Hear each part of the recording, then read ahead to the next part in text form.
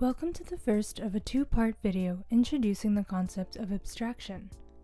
Abstraction is a major component of object-oriented programming and is incredibly useful once it is well understood. In these videos, we will discuss what exactly abstraction means with some day-to-day examples, and then progress into what abstraction means within the scope of computer science. A quick internet search will reveal that abstraction is loosely defined as the concept of dealing with ideas rather than events. At the end of the second video, we will circle back to this definition and make sense of it from a programming perspective. However, firstly, let's take a look at some examples of abstractions that have nothing to do with coding. Consider driving a car. For the purposes of this example, let's just say that you as the driver are only in charge of the brakes, accelerator, and steering wheel.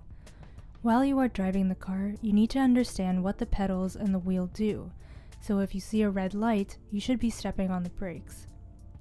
Let's go back to our definition. Abstraction is the concept of dealing with ideas rather than the events. So without a loss of generality to the whole example, let's specifically focus on the brakes. The idea here is to slow down or stop by stepping on the brake pedal, but what events are actually taking place?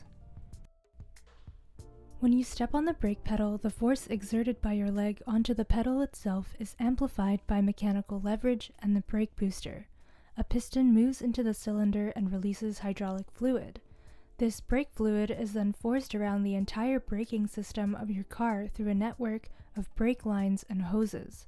The force is then distributed to all four brakes.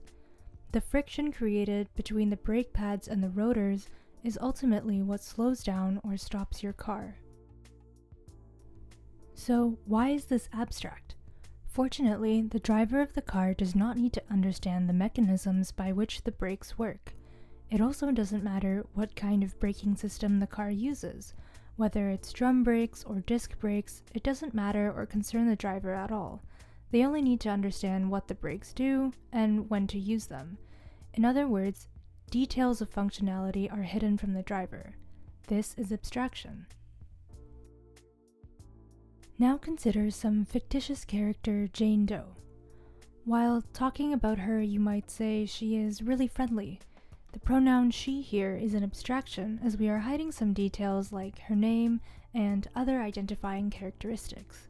Without abstraction, she is friendly turns into something like, you know that girl in my class, the one who has really curly hair and lives on 56 Victoria Drive with the 2 dogs? Yeah, she's really friendly. Again, the idea here is to talk about Jane, but the events we are hiding are analogous to her credentials like her address and so on.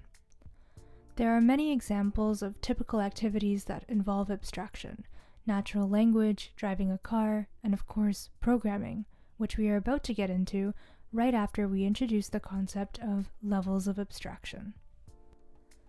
Levels of abstraction help us to look at the amount of complexity in a given system. The higher the level, the more focus there is on the idea.